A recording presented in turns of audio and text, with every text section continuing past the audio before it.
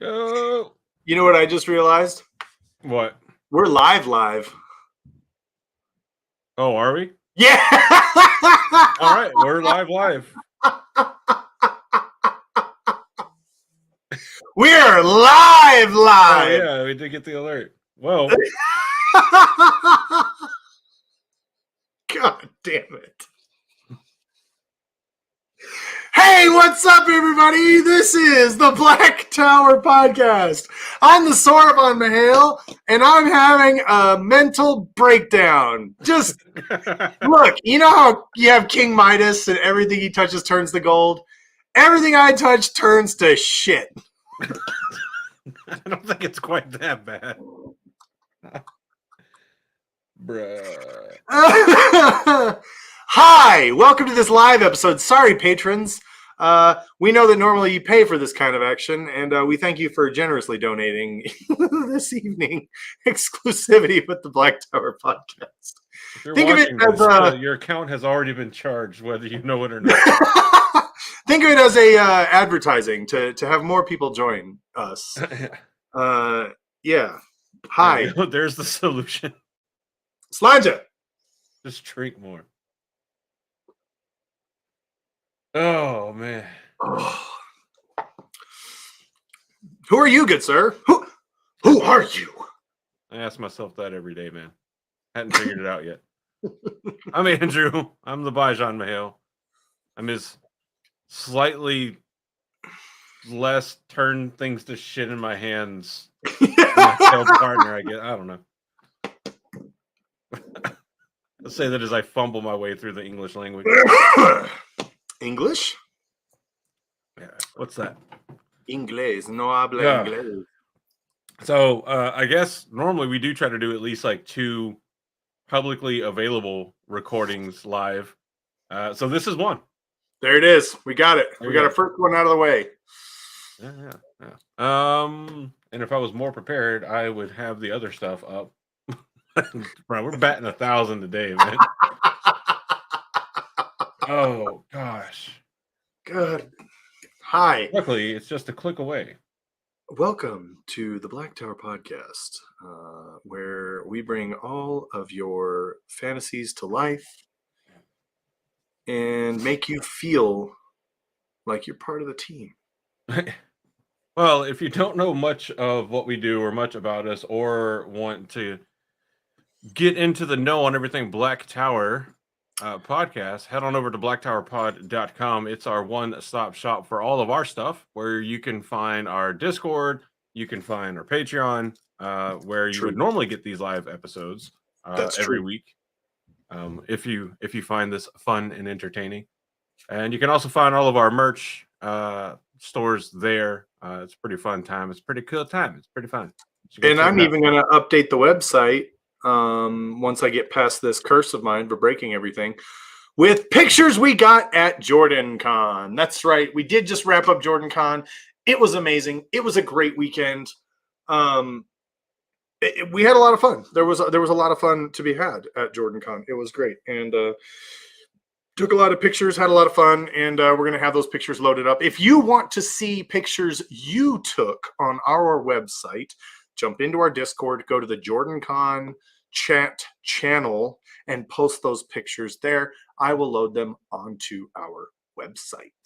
Yep. You can also tag us in them on Twitter. You can DM them to us on Twitter, or you can email them to blacktowerpod@gmail.com. Or give me a call. I swear. Like, sup, Josh? If I see somebody's taint hole come across our email. I mean, there was plenty of that at Jordan Con. I'm just saying. I mean, from what I heard. From what I heard. I heard there was plenty of taint hole. Plenty of taint hole. Speaking of hearing things, we're not alone, Josh. We have a fantastic guest that has plenty to say about the Wheel of Time, and is always a delight to talk to. Everybody, put your hands together for the fantastic London River. How's it going? Good. I also didn't see any taint hole at Jordan. I feel like I missed out on that. We weren't invited to that party. We were too busy having a yelling match in your room to like have to go to the taint party. Yeah, that's what we did instead. Yeah. Wow, that seems like so much more fun than a taint hole party. It was for me because, you know, I've been to a lot of parties, but I haven't gotten like into a point where voices are raised about the Wheel of Time ever. So it was nice. Yeah, yeah. Andrew like popped my yelling about fantasy books cherry. Well done, Andrew. Well done, London. Well done. Well done. You know what? This is a big round of applause for everybody involved. Thank you. For everything. 6 years of podcasting will do it to you, man. Thank you for being a friend. I don't have any cherries left, or I thought I didn't, and so there we go. It's a great thing about this fandom. Just when you think you've run out of cherries, we find a new one to pop. That'll be the quote of the night right there. I don't have any cherries left. It should be like a New York Times review of the Wheel of Time fandom. Just when you think there's no cherries left, they find a new one to pop. Oh, God. Oh, that's too good. That is too good. Oh, wow. Hi. What's your Jordan memory? Listen here, you son of a bitch. Honestly, it was actually, that was my favorite thing I did at Jordan. Hey, look, sometimes it'd be like that, though. Sometimes you get into the situation and you're talking and you're passionate and it's just fun, especially when you can have a conversation that is like very passionate and it be with someone with whom you like may not agree with, but you respect still. Does that make sense? Well, and like it was like friendly disagreement. Yeah. But because there was a lot of alcohol involved, the volume was like because that's what happens. Yeah. London got to see my switch where I'm perfectly fine until very suddenly I am not. You are not fine. But I was in no state of mind to help you either. So you were really not fine. And I went back inside and I was like, hey, Josh, Andrew's not great. Go out and help him. And then I went to my room. Actually, is that the night, Andrew? I think that's the night that both of us did the stumbling to our rooms. Quite possible. Because I remember London, you being like, "Go get your boy," and I was like, "All right, cool." And I went and got my boy, and both of us are like, "It's time for bed." Okay, cool. Elevator. Buttons. Yeah. Why isn't it working?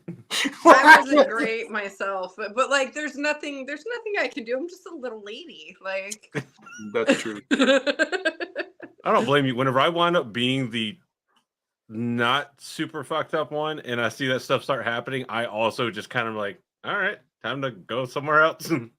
Also, I was super fucked up. So, like, it wasn't like I wasn't the super fucked up one. I was just still standing, and I looked at you, and I saw my future, and I wanted to go someplace safe.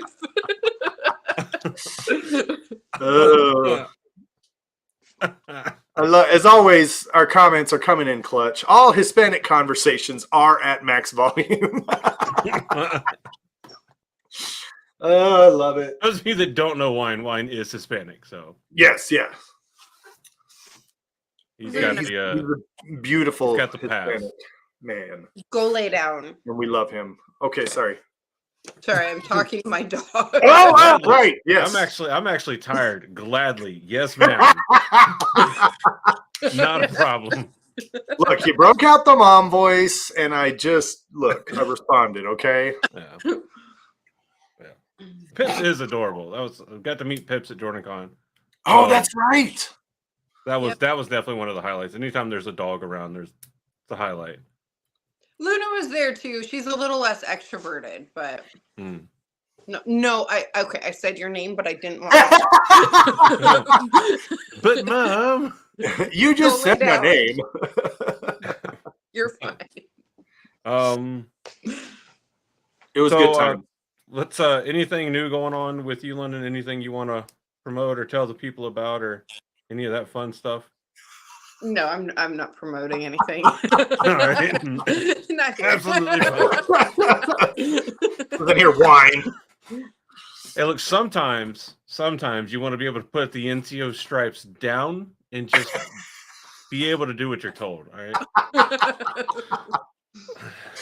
What is the Family Guy skit where it's like by day I'm important businessman, but at night I am bad boy. I don't know. It's like people lining up to get spanked by Lois. I think it's the episode where like Lois first spanks Stewie. See, I can remember stuff like that, but then you ask me like, what book did this character show up in? And I'm like, one of them. I don't know. One of the books. Somewhere between 1 and 14, I swear. There's some books in the middle that blur for me. Yeah. Where I'm just kind of like, like it's all like the events, the exact events will blur a little.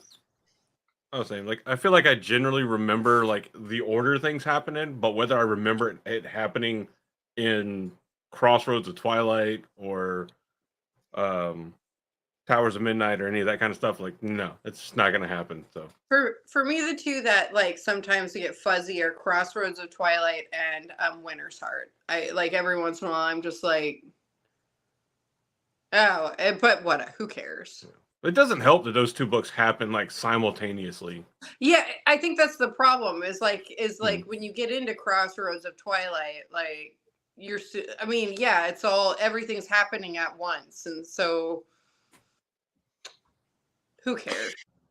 We actually, we kind of talked about this with Wheel Reads the other day. We were going over the Midnight Crown of Twilight's Heart. That's right. And one of the things one of the points that I made, and I know this isn't directly our topic, but it is a fun sidebar. And one of the things because Winter's Heart is my favorite book in the series. I love Winter's Heart. And one of the things that makes Winter's Heart my favorite is that Crossroads of Twilight happens while the climax of Winter's Heart is happening, and it gives weight to what's happening in Winter's Heart. And you're reading through Crossroads, and this is one of the reasons why I had a problem getting through Crossroads, is because I was reading through Crossroads going, what happened at the end of Winter's Heart? What the hell? And they kept talking about it the whole book. And I was like, this is a world-changing event. Like, this is amazing. And so that was kind of one of the things that I liked in subsequent reads about Crossroads of Twilight that I didn't necessarily appreciate the first time through. Winter's Heart is like the cool sideline, like down at the field level seats of the game. And you're like, oh, this is really cool. And then Crossroads of Twilight is the nosebleed section with the boring people that are like, just kind of being like, I think I know what happened. I love Crossroads of Twilight so much.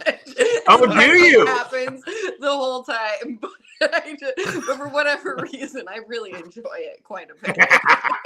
It's like a breather book. Like, you get to calm down, you get to chill with the characters that are just trying to survive. Mm-hmm. Well, yeah, because the stakes aren't quite as high. Yeah. Through the book, and so you get to know everybody. It's like a oh my god, you finally get to introduce yourself to me. We've been so busy this whole time. It's like being on a tour bus and you've been going to like multiple places, but then you have that break. I don't know if you've ever gone on a tour with a bus. Don't do it. It sucks. But like, oh yeah, we tour all the time. Oh yeah, no, that was how I toured Egypt, and it was the worst.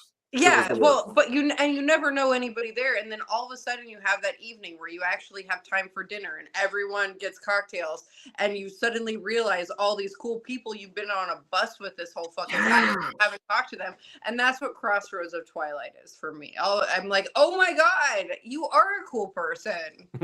The bus tour of books, Crossroads of Twilight. You're not a complete asshole like I thought, just based off of how you sit in your chair. Yeah. Crossroads. In all fairness, they were chewing their gum really loud. So, yeah, if I were going to describe that book, it's like free night on the bus tour. That's what Crossroads is. And it's great. There it is. That's gonna be in World. that's gonna be in July at WatCon. Oh yeah, we are. We are riding for World's End for WatCon and World's End. Are you guys gonna like have like some Wheel of Time themed thing while you're? I'm going to I'm gonna see if I can. Whatever it is. Sorry, I'm not a motorcyclist. Clearly, Exactly how you ride a motorcycle. That is that is exactly how you do it. Yes. If you see anybody on the road and they're not doing that with their handlebars, they're just not moving. Could you imagine seeing a whole troop of like Hell's Angels or pagans? Everybody's just beard like blowing in the wind, you know, flapping in the breeze. Oh, shut up! You're making me cry.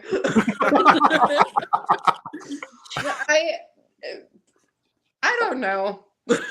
I was trying to make a hand motion that you could see. It works. It works. I mean, it could happen if you're because I do know people that their handlebars have had a weak weld and they snapped in while they were riding, and so like they came apart, so they were almost like independent side steering, which doesn't work. That doesn't seem optimal. Your bars. Yeah, no. Bars moving while you're like especially doing like 80 down the highway is an absolute pucker factor. Because my old bike, when I put new ape hangers on it, I put 12-inch apes on the old bike, which brought it finally up to like almost shoulder level. And they weren't, the knurling on it wasn't grippy enough. And I did something where I went to adjust on the bike and I pulled forward. And when I did, the handlebars went, eh. Uh-oh. So it's a bit of a no. Oh yeah. Oh no. This is how it ends. On the way to I think I was like on the way to Washington DC for the Rolling Thunder ride. It's a long time ago. But every time someone says Washington DC, all I can think of is and monkey's brains are quite popular in Cantonese cuisine, are not oftenly found in Washington DC. I don't know that reference. It makes two of us. If you know the reference, put it in the chat. I'll give you a hint. It was Tim Curry that said it. And he said it 2 different times in the movie. And it's one of the greatest movies of all time. It used to be a thing where you said Tim Curry and I would think of Scary Movie. Now you say Tim Curry and all I can think of is Rocky Horror Picture Show. Which I watched for the first time all the way through like last October. Really? Wow. Yeah. A movie I saw all the way through before and more times than you. That is a surprise. Have you watched Donnie Darko? I've seen Donnie Darko, yes. Yeah. In that same vein of like cult classic. Yeah. But also not very good. Like when you're like, I mean. Oh yeah, no. That's tends to be a common denominator amongst cult classics. Like, yeah, it's like, why do we love this? But because we do. Let's speaking of, let's talk about The Thing. Yeah, let's put a spoiler warning on so people are protected before we do it. That's right. So that y'all know that this episode will be spoilers. This one's brought to you by our friends at Gleeman's Apprentice. The Black Tower stands fully erect. When the tower is bulging at full erectness, you must protect yourself from tainty spoilers. Your spoiler condom must cover the immense girthiness of all 14 books of Robert Jordan's The Wheel of Time. With an itty-bitty tip at the top for the prequel New Spring. If your condom is too small, you will get tainty spoiler jizz all up in your eye. Or ears. You have been warned. Stay safe, why was friends. that so dirty? What are you talking about? It's just a protection. It's a spoiler warning. I don't know what you mean. You guys Why spent too much time with North Harbor. That's not something I'm normally accused of, so I'll take it.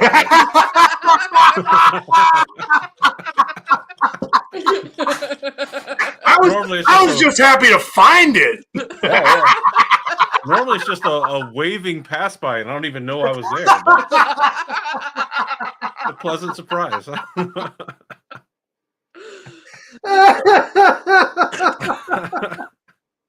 Oh, we're off to a great start. This is gonna be good. This is gonna be good. Okay. Oh shit. Oh god. Okay, you've heard us talk in the past about talents. We have capital T talents and we have lowercase t talents. A lowercase t talent is something that anyone can learn to do, right? You can learn to play trumpet. You can do that. Anybody can learn to play trumpet. But if you have a lowercase t talent for playing the trumpet, that means one day you picked it up and you were like, ooh, I like it. It's a trumpet. I can play it. Just like that. And you're all there. It's trumpet mastery from the beginning, right? Uppercase T talents, which we didn't talk about this in our episode, but we probably could say that channeling is an uppercase T talent. Uppercase T talents, you can try all you want, but if you can't do it, you can't do it. Period. End of story. You can't. You can't be a wolf brother. You can't channel. You just can't. And if you can channel, maybe you can learn to weave a gateway, but you have to have a certain power level, unless you're Andral, who's the best, and then you can just be like, oh yeah, I can only channel a trickle of power, but I can open up a gateway inside a motherfucking volcano. Okay? I think like maybe one of the best dividers between capital T and lowercase t talents is like capital T talents allow you to like break the rules. Yes. Like with Andral, like he Like a breaks the bypass. rules with making gateways. Definitely breaks the rules because he makes a gateway in a dream spike. Like that's capital T talent. But lowercase t, yeah, like you said, like it's something that anybody with access to what's required could do. Right. And tonight we are covering a capital T talent, something that was very, very old and very, very new at the same time. A talent that pops up every few people in a generation, right? Like it's pretty rare, but it's still pretty like commonly represented throughout Randland. Yeah. Is it like, commonly it's represented? I don't remember any reference to how common. Well, we only have heard of.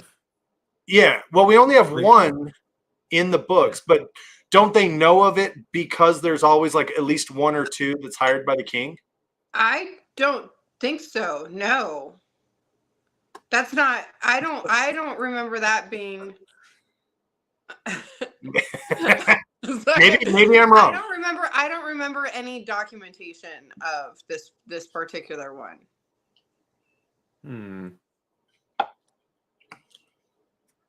Because I mean, when they talk about having a sniffer. Yeah, no, well, now you've announced what the talent is. Nobody had stated it yet, so Well, now. So Sniffer. There you go. Big reveal. So yeah, because he began working for Lord Agomar. Right, but I don't think that like they usually have a sniffer. I think that like I felt like the sniffer was very unique, at least as far as what's documented. Yeah, well, it's the weird thing for me is like over the course of the books, we come across what 3 wolf brothers, maybe 3 or 4. Right, but you only have one sniffer.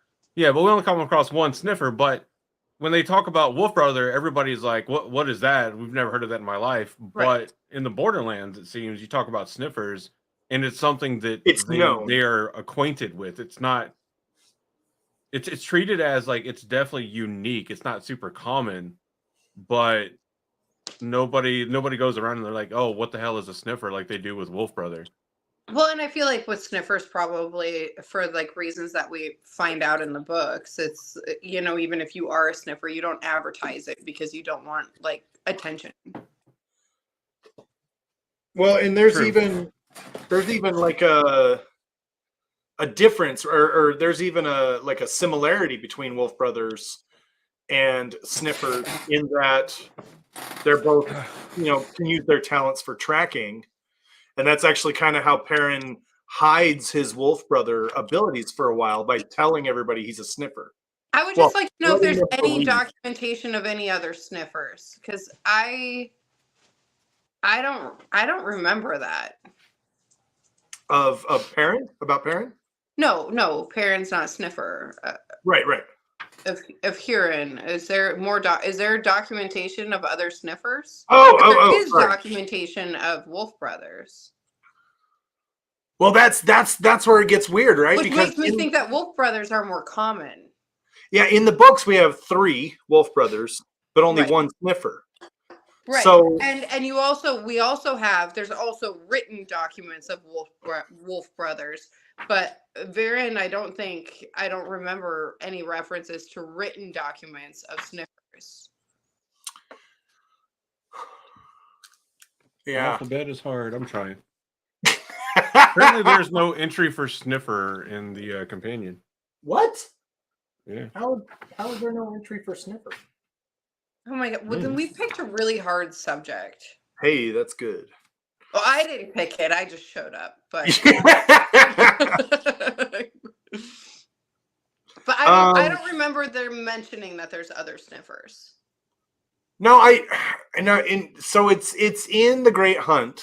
Ingtar is talking to Perrin, and Perrin doesn't want everybody to know he's a Wolf Brother. He's hiding his eyes. He doesn't want to do the thing. They lose Huron because he's off with Rand in the Mirror World, and Perrin is like, "Well, I can find him," and they're like, "Oh, you have the same gift," and he's like, "Yes." Yeah, but they're just kind of.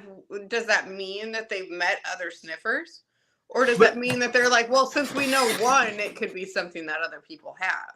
Yeah, well, and that's where I'm losing it too, because in my head it was just always like, because in my mind, that's something that they knew. In my mind, it's so rare that like people haven't documented this. It's kind of like Min's talent, but I guess Min's talent is documented in Shan-Chan. But I mean, I feel like it might be just that rare. See, that's another good point though. Are these talents documented in Shan-Chan or Shara? Like, right. What do they know about sniffers? Yeah, if it's super uncommon, then maybe it just happens like. Well, and I mean, who knows? Because the wheel kind of knows what everything is going to end up needing, and they know that they're going to need a sniffer for Rand. Like, so Huron is probably turned out when he is, just because Rand needs him. Yeah, because Rand is going to need him. Yeah, no, that's interesting. There is no sniffer entry in the companion or in the Big White Book of Bad Art. Yeah, Commissioner Smack says that it wasn't that they'd come across one, but it was that it was a concept familiar to them. But Smack, that's what we're trying to determine. Yeah, okay, that's where I was, but that doesn't. Yeah, for me, but just having Huron around makes the concept familiar to them. So you could just assume that, like, yeah, sure, maybe somebody else has this because we're used to it. And Julian Sandar was not a sniffer, but he and Huron had the same kind of a job. Yeah. So maybe that's what's happening, right? Thief maybe catchers. that's what's happening. Right. Like one of them is like, yeah, sniffers are really good at being detectives. Yeah. Julian was like Sherlock Holmes, and Huron had hacks. So, okay, so this is good. So let's talk about real quick what a sniffer is, right? Because I'm sure there are going to be people who have not read the books that had ignored our spoiler warning, and they're going to listen anyway. I mean, that's their problem. We did what we could. It is. You were warned. You, in the immortal words of Michael Kramer, you have been warned. They'll be fine. They'll be fine. You're fine. You're fine. Walk it off. A sniffer is someone who has the ability to smell violence, right? If violence was done at a certain place, they'll be able to smell the violence, and it will leave a trail similar to a dog tracking a scent that they can follow and pick up on it. If the violence is particularly heinous, the smell is worse than if it's just a minor, hey, I punched a dude in the face kind of a situation. So that's a sniffer. That's the basic idea of what a sniffer has the ability to do. And I did look it up. I went to the what.fandom.com. Maybe we could go to Great Blight and check real quick as well, because Great Blight has got some good reference materials. You can do that. I'm going to go to Encyclopedia What. It does say that known sniffers, and it only has Hurin listed as a known sniffer. That's it. That's the only sniffer, according to what.fandom.com, that exists. Oh, in yeah. the Wheel of He is the only one. Which is crazy The Wheel because of Books. I mean, I have thoughts on this though. Just like, well, that's why Well, you're here. that's the only Tell us your known thoughts. sniffer. well, because it's not the violence itself that he can follow the trail of. He's actually following the trail of the people that committed it. Right. So, I mean, they can shower or bathe or whatever, and he can still follow them. So it's not like Perrin's talent really at all. Oh, So, good point. So to me, it's almost like maybe for Huron, the smell is how his brain sort of processes that, but it's more like he's a psychic. Yeah, I thought So because like, when they're following behind Pat and Fane and the troop in the Great Hunt, trying to reclaim the horn and Matt's totally not stolen dagger, but you shouldn't have fucking taken it anyway. The one in the books that doesn't look like a fish. Huron talks about smelling violence in the area, so he could smell like their lingering odor, like a bloodhound would following a trail in the area. Right, but then you're smelling the person. You're not smelling the actions they did. Well, I think it was described as like the violent act, right, leaves like a remnant, like a trace. Yeah, that's what I mean. That's why I'm saying, like, because anytime you have, like, we have 5 senses, right? Right. So anytime you're processing something that might be outside of that, your brain is going to interpret it in a way that makes sense for the 5 senses you have. So if Huron's more of a psychic, then it would be interpreted by him as a scent, or maybe by somebody else it would be interpreted in a different one of their 5 senses. I like that. I'm gonna butcher saying the name of this condition, but synesthesia. It's that condition where your brain routes sensory information through multiple senses. So like you can smell color, you can taste sound. So wonder if it's like some form of synesthesia that Huron has, and what if it's actually just a neurological condition? It's not a talent like we would think with like men or with Wolf Brothers.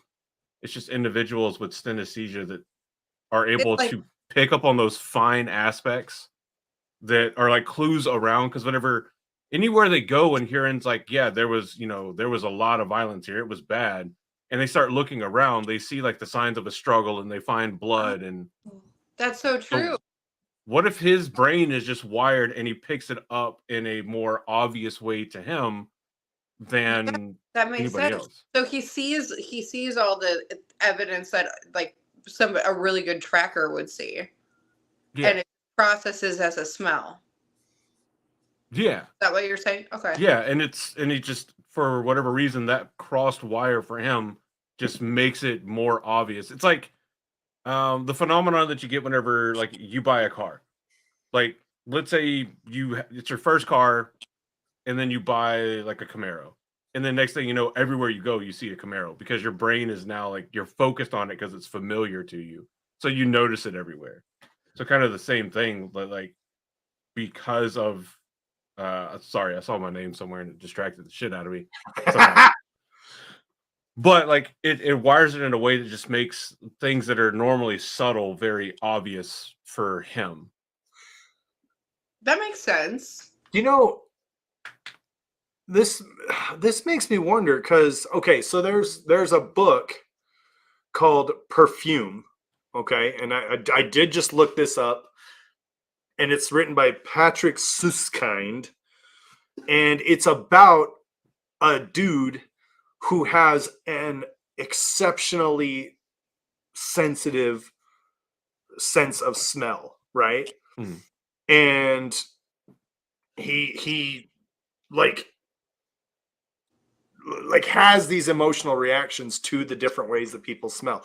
It of course ends up being like a murder book kind of a thing, but the idea is the same. Like it's almost the exact same thing. Like, you know, if this really is just, hi, I'm hearing I have an overactive sense of smell,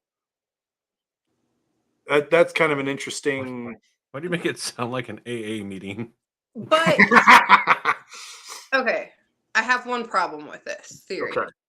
And it is the fact that when they go into the portal stone portal stone the portal stone world, the mirror world. It's just old tongue for portal stone. You're fine. Thank you. I appreciate that. But That's how we got the old tongue.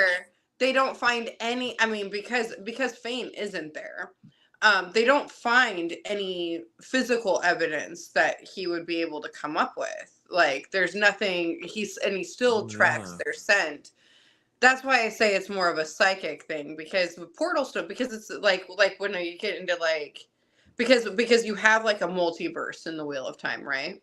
Yeah. And so this is it's like my theory of ghosts and everything. I'm like, it's all the multiverse. But if you have like the multiverse, then there's always going to be traces of what's happening in other universes at the exact same time everywhere. So that's why he can still smell the scent of it, but he's not. It's not like he's seeing anything physical, because Perrin is a good tracker and he can't find anything physical.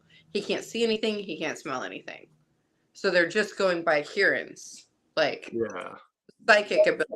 That's why I think it's a psychic thing, but it's still the same. It's like a psychic thing that your brain processes as an olfactory thing. Yeah. Well, and that comes down to that is a word I love. I don't know why I like the word olfactory, but we don't hear it enough. Yeah. I mean, that's our lesson. Everybody, use the word olfactory more in your day-to-day life. Olfactory, your olfactory senses. Excuse me, madam. Your perfume is quite pleasing to my olfactory senses. That's right. No, I like it, because I mean that is a fair point, because it's like some part of Huron is just keyed into the verse, if you will, in the multiverse, his verse, that he's from, which is pretty, from my very, very, very, very limited understanding of quantum physics, is very sound, because, you know, it's the whole idea that your atoms want to remain in the universe they're from, and going to any other universe, they start to become destabilized. It's kind of like the premise for or the concept behind like Multiverse of Madness. There was something else that happened in that. It was a lot better movie than Multiverse of Madness to demonstrate. Multiverse of Madness was a rough watch for me. Yeah. Yeah. It was, you know, anytime you get a movie that was started out by one director and ends up with another director, like, it's just not great. It becomes disjointed. Let's reference Everything Everywhere All at Once as our multiverse. Oh, that's a good one. Okay. Oh, I love that movie. Did you see that one, Andrew? I'm sorry, what? Everything Everywhere All at Once? No. Oh. That's your homework assignment, sir. Right, you know how much homework you've given me that I haven't done? Yeah, I know. I'm getting an F in my class. Is the best of all multiverse movies I've ever seen. Also, it's a family film. Not really. Don't watch it with kids. But like, it's like yeah, no, the but dude it's a jumping on the like bug. it made me cry a lot. Yeah, it was good. It was a good one. That was a I good one. want to say I'll check it out, but there's a very I forgot my groceries in the trunk of my car today. I'm probably not going to remember like, to watch. that Andrew's movie. over here like, I am not an example. Do not follow me. The amount of times people give me names of like movies or shows to watch, I'm like, oh, that sounds really good, and then like I turn on the TV and I'm like, well, I guess I'll rewatch Overlord for the 80th fucking time. Like, That's me. My dad has said Shogun like 5,000 times, and I'm rewatching Bridgerton. So.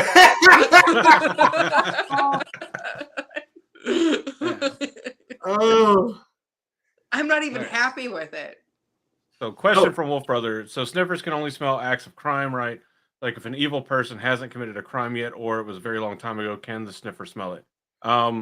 With the semantic argument that it's not crime, it's violence specifically. Like it has to be Right. violence. right. So it's not. He's not like, you didn't pay for that apple. I can smell it on you. Like I don't think he's gonna like pick I up can like smell every your death and thieving stuff. hands. But he But does if he say very stabs somebody, specifically, he can't take it. smell like a dark friend Yeah. unless they've Right. committed an act of violence. Right. And he Yeah. even explains that. Can you smell Murdral because their creation is inherently violent? Yeah, he says that Trollocs and more. Yes. Yeah, because their creation is inherently violent, so he can They're- smell like their Well, residue. and they're just constantly violent. Like Yeah, I don't think they make it out of the blight without committing violence. Yeah. Well, and they're not known for their showers either, so. Yeah, well, and they're not exactly. I mean, can you imagine like a Murdral comes out and he's like, you know what? I feel like we should be peaceful. Like he's gonna get killed. There are no peaceful. Freaking Murdral looks at the Dark One and is like, have we tried diplomacy? guys, we gotta change. We gotta change. Murder My for lord. peace. My Murder lord, this is for not peace. sustainable. The Murdral. Sir, I need you to come over here again. Why? What's wrong? Well, the Murdrals have glued their hands to the walls of Shia Ghul again. Oh, bruh, he would definitely treat him like what was it, that BMW dealership? There's like, okay, yeah, fine. glue Yeah. yourself to the floor. Yes, Fucking that was so turned funny. out the lights, turned off the HVAC system, and walked Okay, the fuck bye. out. They're like, have fun. Yeah.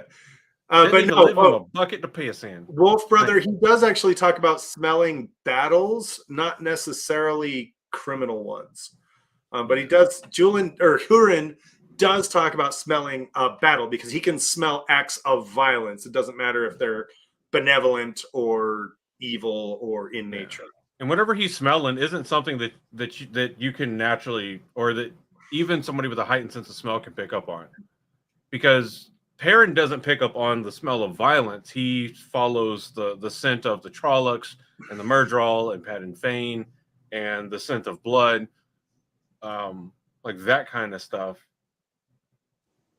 Yeah, Huron can smell a bar fight Yeah. for a short amount of time. Well, which is why he doesn't like to go to taverns. Right. Imagine, Almost okay, always. imagine Huron gets shit faced, beats the shit out of somebody, and just wakes up and it's just like, oh, I smell bad. Well, he He's does. just like rocking back and forth in the shower, being like, it won't come off. Well, he is armed, right? Yeah. He walks around armed, so like theoretically he knows how to use that sword, so he probably has smelled nasty violence on him at some point. How does that work? Like, because it's You get used to violence your own irrespective thing, of whether it's like allowed or not, kind of thing. Well, Is That's there why- like a cooldown period? Like if he gets into a fight with uh-oh. Oh no, Andrew. Oh, no. Max Headroom. okay. I don't know how my connection keeps going in and out. I'm not using the VPN. This is supposed to be like a gigabit symmetric internet, but I guess fuck me. So yeah, the question I have, Cooldown period. Kieran, if he gets into a fight, like let's say he's apprehending a thief or something, and he gets into a fight with him, is his talent as a sniffer rendered ineffective until the scent of the violence on him goes away? No. Can he smell past his own smell of violence? No, because here's the thing. He says that he smells like Celine. Like when they meet in the mirror world. I'm just gonna call it the mirror world. because for some reason it's easier to come out of my mouth than a portal stone. I have to say that. Anyway, okay. So when he meets Celine Portal or stone works. Lanfear or whatever, he mentions that she smells like violence. But that doesn't confuse him at all as far as being able to find the trail, because he says the whole world that they're in has like a scent of violence about it, but he still knows the individual trail of like fame. So Yeah. different violent offenders must smell differently. Yes. No, and Okay. that's he does actually mention that there are a pack of dark friends traveling with them, but he only knows that there are dark friends traveling with them because they've committed violence or they've had acts of violence committed against them. And he can tell the difference. He can say there's people there, there's Trollocs there, there's Murdral there, and there's something far worse. We find out later he's talking about Padan Fane, but he can differentiate between them. Yeah, And different individual. That's why I think it's a psychic thing, because like different individual violence also smells different. different resonances. Yeah.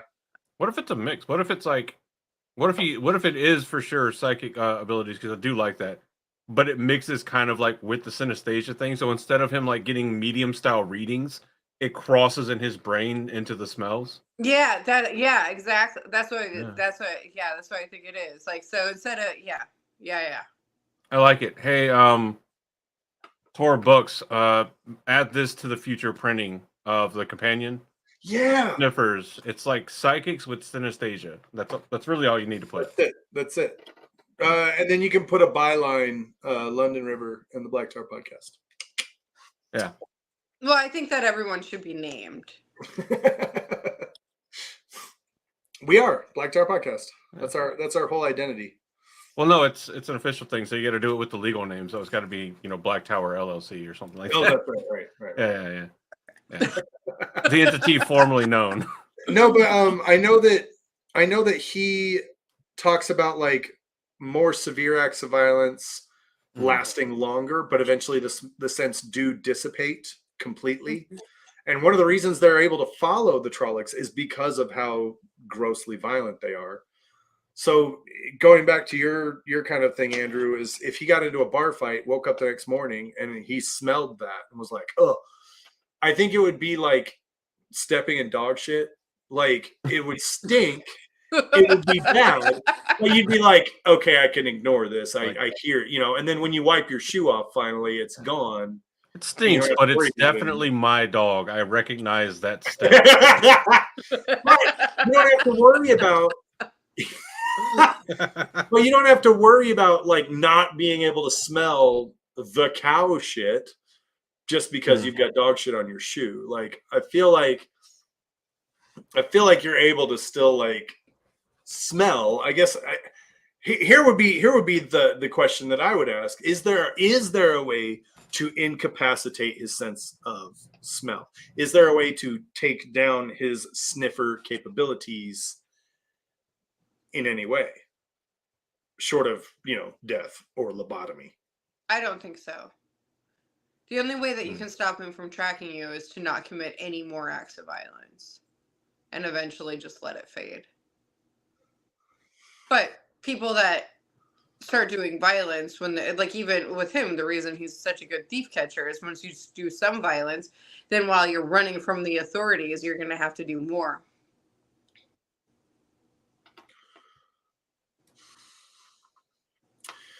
Yeah. But because here's the other thing too, is even if he's hunting someone down, he knows that person, right? Like that's how he's able to track someone down in a city. Right. Like this guy, robbed this guy and punched him in the face, and I can follow where he went. I know the route he took to get back to wherever it is he's staying. Right. And I wonder if he finds other trails. Like, do we ever find out? Is Huron specifically a freelancer or like a sheriff or something? Well, I mean, or do they hire him? He's hired by Lord Agomar. Uh-huh. So at that point, he's Just like Tom was like the court bard. Right. Wink, wink. Not That's really just kind a of what bard. I thought. I figured he was under contract. Yeah. But is it like general patrol duties, or does he get assigned specific? Well, he's a thief catcher. Thief catchers get assigned specific things. Okay. So like Then somebody makes a report that like something. Yeah. Because I think that's what actually. I don't think it's him being a sniffer that gets him hired. It's his reputation as a thief catcher that gets him hired at being a very effective like thief catcher. Mm-hmm. Oh, Not that's him right. being a sniffer. But then he's like, well, they're like, why are you so effective? And he's like, well, I can smell violence. And they're like, oh, okay, that makes sense. And I think at one point in time he even talks about like being poked and prodded by Aes Sedai. Yeah. And I think that's the thing that like gentle him. I think that's one of the things that like the Lord of Faldar always has like a thief catcher on retainer. And this time it happens to be a sniffer. Well, yeah, But and they're like thief catchers are something that happens in basically every. yeah, it's just the third H name for a bounty hunter. Yeah. Yeah. Dog the thief catcher. Or a detective. Yeah. So again, and this would go back to the whole, the wheel weaves as the wheel wills. There really is no variation. It is the wheel weaving as the wheel needs, and the wheel says, "I need a dude who can do this." Boop, here you go. So I guess the broader question there would be: does the wheel have freedom to just do whatever the hell it wants, or does the wheel have a certain set of tools it can use, and that's why we have documentation on some of them? I mean, are you gonna tell the wheel it can't do something? Yeah, I'll be like, "Sup, wheel? Fuck you." You're on your own. I choose life. Well, I feel like if Huron's a medium, what happened? Where did Andrew go? Did we lose him entirely? He disappeared. No, he probably went to go get a refill. Oh, okay. Oh, well, that distracted me. I got all worried. Don't worry about Andrew. We just stare at the camera and wait for him to get back. Oh, hey, at least somebody's worried about me. I That's appreciate exactly what I ended up doing. I just stared at the camera. I was like, "What's going on? What's happening?" Yeah, and now I don't remember where I was. Well, I'm sorry. Huron is a medium. If Huron is a medium, if Huron's a medium, then the wheel needed a medium, right? Yeah. And because Perrin was going to be their parents to Viren, they needed you needed a situation in which Perrin was going to be able to use his talent without saying that he was a wolf brother, because for whatever reason he felt nervous about that. Yeah. So I think the wheel is lying to itself. I think it needs a large. I think its medium days are. But sorry. Andrew, are you sure you don't have kids somewhere? Not that I know of, which means they haven't come asking for money. So at this point, I'm okay with it. Oh man. No, and I will say this: we did have someone in the chat. Jack B said to don't mix up Julian, and Hurin. And yes, you are correct. One of them's a thief catcher and one of them's a thief taker. They both have the same job, but Hurin has the smelly. Hurin has the hacks. He's got hack mode. Yeah, as long as it's a violent, he's cheating. Yeah, Julian's just a really good detective. Yeah. Which is kind of cool in its own way, because like he doesn't have any talents, like capital T talents. He's just he's just a Sherlock Holmes sort of smarty pants. Do you know that's actually one of the things I love about Metronet and I are about to fight if this keeps happening, I swear. What's that? Metronet and I are about to fight over my connection dropping out. I don't know what's going on. That's one thing I like about the Wheel of Time is that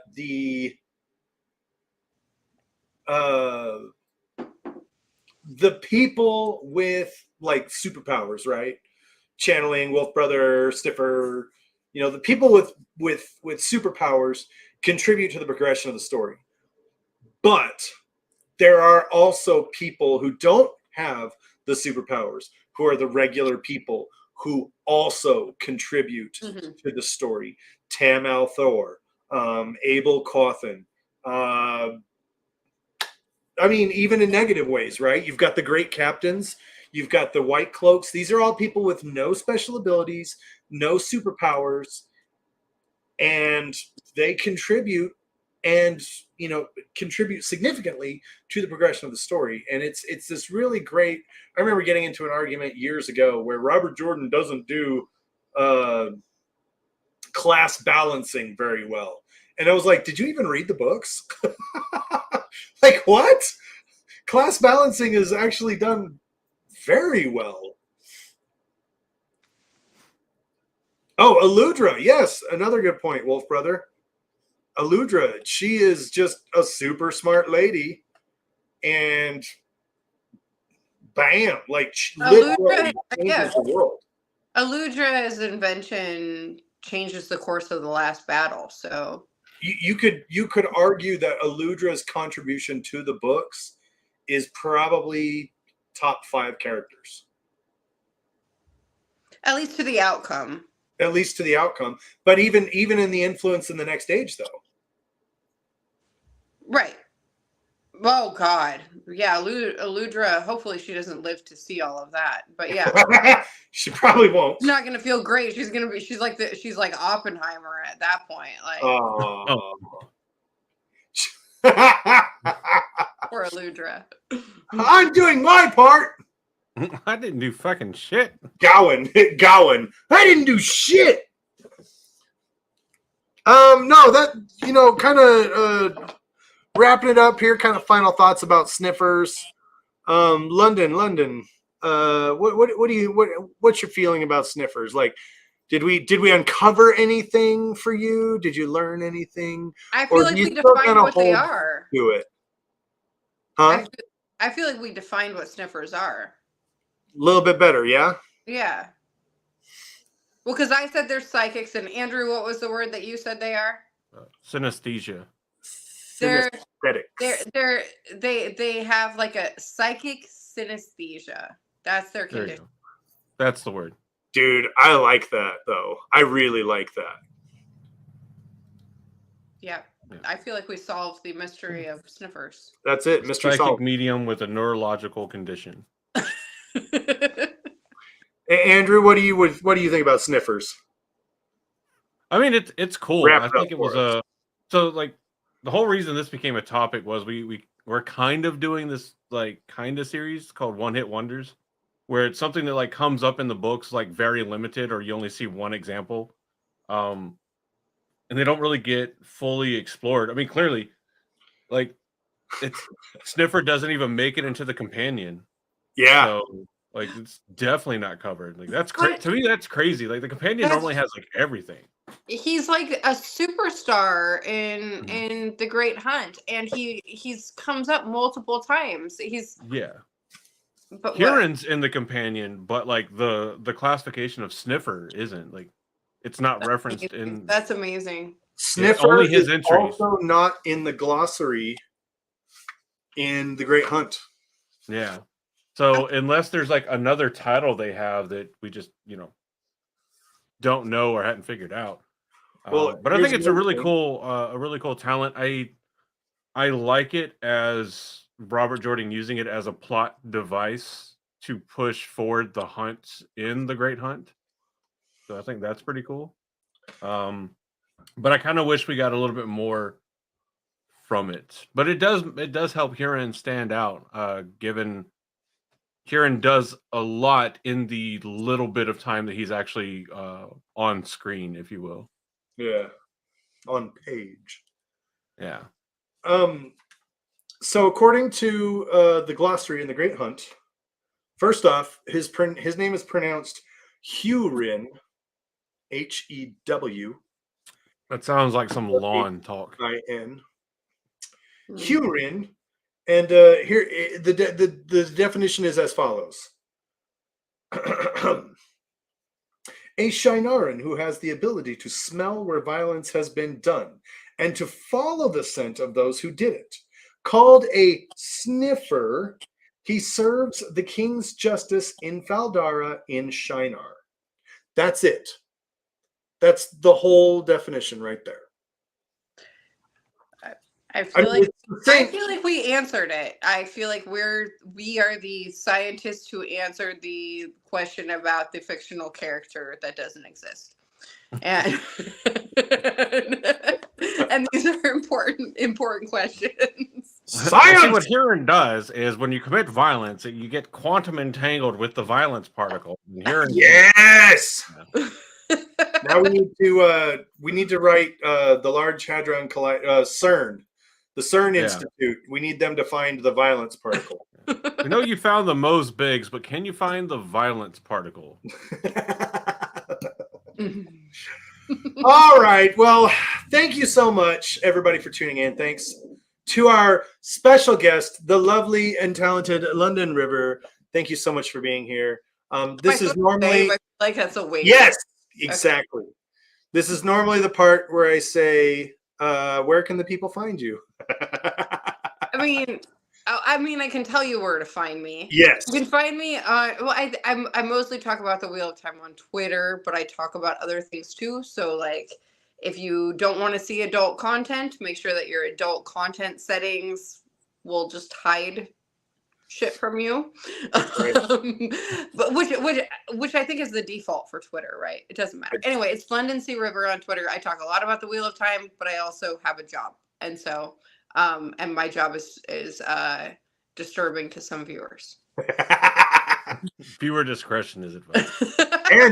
and some of those people who find it disturbing are into that, so it works. You know, some people like to be disturbed. If you do, I'm a big fan of the band Disturbed. I think they're pretty good. Yeah, they're yeah. We'll just forget that I did that. That's right. That's right. Work not being safe for work.